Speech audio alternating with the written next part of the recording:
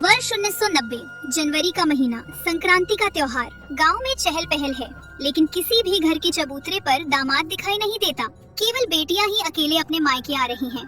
पुल्लैया, उस गली के अंत में शोर कैसा है? क्या कोई नया व्यक्ति गांव में आया है?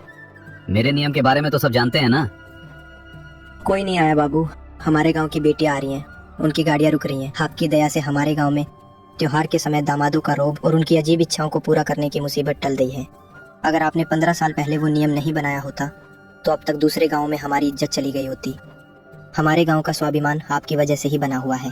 कांतम्मा भीतर से कॉफी का गिलास लाते हुए दुखी मन से, कैसी इज्जत है आपकी।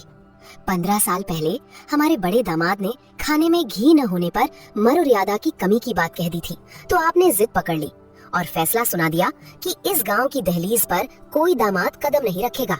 हमारी बेटी सीता की शादी को 3 साल हो गए हैं, लेकिन छोटा दामाद सूर्यम बाबू आज तक हमारे घर नहीं आए। त्योहार पर मेरी बेटी अकेले आती है और रोते हुए चली जाती है। कांतम्मा, मेरी बात ही पत्थर की लकीर है। उस दिन उसने गांव के बड़ों के सामने मेरा अपमान किया था। दामाद घर आया देवता नहीं होता, वो घर की इज्जत उछालने वाला पराया व्यक्ति होता है। मेरी बेटियां आए तो उन्हें खाना खिलाओ, लेकिन दामादों का नाम लिया तो ठीक नहीं होगा। चाहे सूर्यम हो या कोई और, वो मेरी दहलीज नहीं लांघ सकता। औरतों के आंसुओं से मेरा स्वाभिमान नहीं पिघलेगा। भाभी जी, भैया को गुस्सा मत दिलाइए। आप तो जानती हैं, जो भी उनकी बात काटकर इस गांव में कदम रखेगा वे उसके पैर तोड़ देंगे। शांत हो जाइए। शहर में सूर्यम का घर। श्री राम नवमी पर सीता अकेले मायके जाने के लिए कपड़े पैक करते हुए रो रही है। सूर्यम उसकी पीड़ा देख लेता है। सीता, क्या कपड़े पैक कर रही हो? मेरे कपड़े भी उसी में रख दो। इस श्री राम नवमी पर तुम अकेली नहीं जा रही हो, मैं भी तुम्हारे साथ सीतारामपुरम आ रहा हूँ। मुझे अपनी सास के हाथ के बने अरीसे खाने की बहुत इच्छा है। सीता डर से कांपते हुए, जी नहीं, मत आइए। आपको पिताजी के गुस्से का अंदाजा नहीं है। वे आपका अपमान करेंगे, गांव वालों के सामने आपसे बहुत बुरा बर्ताव करेंगे। 15 सालों से किसी दामाद ने उस गांव की ओर आंख उठाकर भी नहीं देखा। कृपया आप मत आइए, मैं आपकी इज्जत जाते हुए नहीं देख सकती। उनके हाथ में हमेशा लाठी रहती है। सूर्यम मुस्कुराते हुए उसके कंधे पर हाथ रखकर, सीता, अहंकार हमेशा आत्मीयता के सामने हारता है। तुम्हारे पिताजी का गुस्सा सिर्फ एक भ्रम है। दामाद सिर्फ खातिरदारी चाहने वाला नहीं होता, बल्कि घर के बड़े बेटे जैसा होता है। ये मैं उन्हें साबित करके दिखाऊंगा। तुम हिम्मत रखो, इस त्योहार पर गांव का स्वाभिमान और मेरा प्रेम आमने सामने होंगे। क्या तुम्हें मुझ पर भरोसा नहीं है? भरोसा तो है, लेकिन उनकी जिद के आगे आपकी बातें काम नहीं आएंगी। अगर आपको वापस लौटना पड़ा तो मेरी जान निकल जाएगी। मैं वापस लौटने के लिए नहीं जा रहा हूँ सीता, तुम्हारे पिताजी का दिल बदलने जा रहा हूँ। चलो गाड़ी में बैठो। सूर्यम और सीता की गाड़ी सीतारामपुरम की सीमा में प्रवेश करती है। पुल्लैया भागकर वीरभद्रैया को सूचना देता है। वीरभद्रैया गुस्से से भरकर अपने घर के सामने खड़ा हो जाता है। गाड़ी घर के सामने आकर रुकती है। वीरभद्रैया जोर से चिल्लाते हुए, ओ गाड़ी वाले, गाड़ी वापस मोड़। क्या तुझे पता नहीं कि इस गांव की दहलीज पर कोई दामाद कदम नहीं रख सकता? सीता, तू अंदर आ, इसे वहीं छोड़ दे, वरना दोनों वापस चले जाओ। मेरे स्वाभिमान को चुनौती मत दो। सूर्यम गाड़ी से उतरकर धीरे से चलते हुए वीरभद्रैया के पैर छुए। ससुर जी नमस्ते, श्री राम नवमी की शुभकामनाएं। मैं इस गांव में आपकी इज्जत कम करने नहीं आया हूँ, अपनी सास के हाथ का खाना खाने और आपका आशीर्वाद लेने आया हूँ। भगवान के मंदिर जाने के नियम हो सकते हैं, लेकिन ससुराल आने के लिए बस प्रेम काफी है। अपनी ये बकवास बंद करो, तुम्हारी शहर की बातें यहाँ नहीं चलेंगी। अगर खातिरदारी की उम्मीद में आए हो तो भूखे पेट वापस जाओगे। इस वीरभद्रैया के घर में दामाद को पीढ़ी पर बैठाकर खाना खिलाने का रिवाज नहीं है। तुम मेरी जिद नहीं जानते, मेरी आंखों के सामने से चले जाओ। ससुर जी, मैं खातिरदारी के लिए नहीं आया हूँ। अगर आप मुझे पीढ़ी नहीं देंगे तो मैं चबूतरे पर बैठकर खा लूंगा। अरिसे नहीं मिले तो माँ जी के हाथ का बनाया दाल चावल खा लूंगा। लेकिन त्योहार के इन 3 दिनों में मैं अपनी पत्नी के साथ यहीं रहूंगा। यदि आप नहीं चाहते तो मुझ पर ध्यान मत दीजिए, मैं एक नौकर की तरह किसी कोने में पड़ा रहूंगा। कांतम्मा भीतर से रोते हुए आकर सूर्यम का सिर सहलाती है। आइए बेटा, आप अंदर आइए। अपने ससुर जी की बातों का बुरा मत मानिए, उन्हें गुस्सा बहुत आता है पर दिल में कुछ नहीं रखते।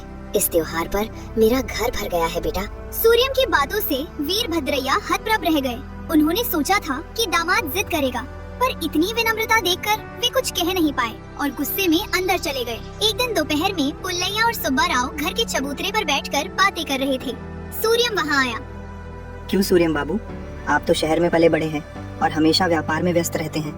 यहाँ के मच्छर और ये गर्मी कैसे सह रहे हैं? हमारे वीरभद्रैया जी तो किसी भी क्षण आप पर झपटने वाले शेर की तरह हैं। क्या आपको डर नहीं लगता?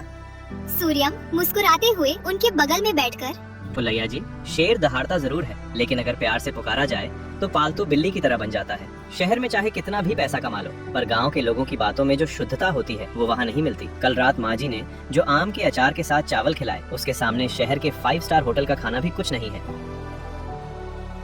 बाबूजी, आप बहुत बुद्धिमान हैं। सुना है कल हमारे गांव के शिव मंदिर का पंप सेट खराब हो गया था, जिसे आपने खुद अपने हाथों से ठीक कर दिया।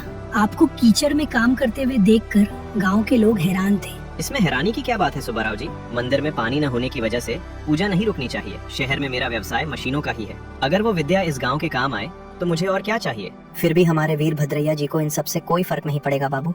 उनके लिए सिर्फ उनकी जिद ही मायने रखती है। उनका मन बदलना नामुमकिन है। नामुमकिन नहीं है पुलैया जी।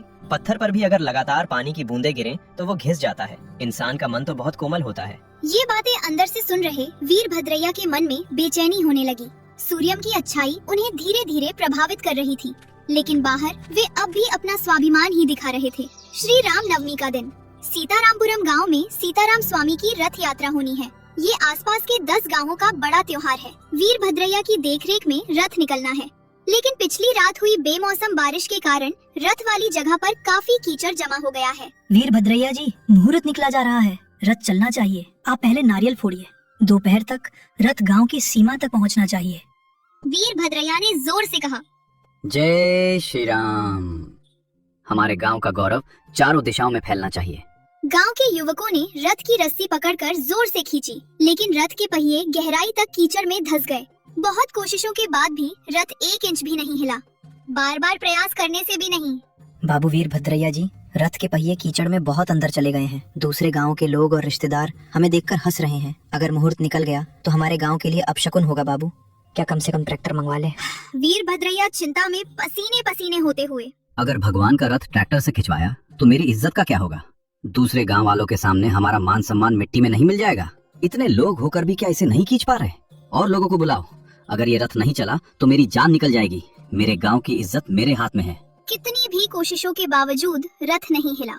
दूसरे गांव के बड़ों ने कानाफूसी शुरू कर दी कि वीरभद्रैया का स्वाभिमान रथ को हिला तक नहीं पाया। वीरभद्रैया सिर झुकाकर आंसू बहाने की स्थिति में आ गए। वहाँ का शोर शराबा देखकर सूर्यम आगे आया। उसने रथ के पहियों का निरीक्षण किया। उसे समझ आ गया कि कीचड़ में सिर्फ शारीरिक बल लगाने से कोई लाभ नहीं होगा। यहाँ शारीरिक शक्ति से ज्यादा बुद्धि की आवश्यकता है। अगर आप अनुमति दें तो मैं कुछ कहना चाहता हूँ। वीरभद्रैया बेबसी से देखते हुए, तुम क्या करोगे सूर्यम? जब 100 लोग नहीं खींच पाए तो तुम शहर के रहने वाले अपने कोमल हाथों से इस कीचड़ में क्या कर पाओगे? यहाँ मेरी इज्जत जा रही है। तुम मेरा और अपमान मत करो। मैं आपको नीचा दिखाने नहीं आया हूँ ससुर जी, रथ को आगे बढ़ाने आया हूँ। रथ के पहिए जमीन को पकड़े हुए हैं, उन्हें पकड़ नहीं मिल रही है। पुलैया जी, जल्दी जाइए और मंदिर के चबूतरे पर रखे वे 2 लंबे सागवान के लट्ठे ले आइए। सूर्यम ने उन लट्ठों को रथ के पीछे के पहियों के नीचे कीचड़ में एक विशेष कोण पर फंसाया। एक तरफ ठोस जमीन का सहारा लेकर उन्होंने लट्ठों को उत्तोलक की तरह इस्तेमाल किया। अब खींचने वाले लोग रस्सी को बेतरतीब ढंग से ना खींचें। जब मैं 1, 2, 3 कहूँ तभी सबको तो मैं तुम्हारी माँ का कसम हो सब्सक्राइब करें।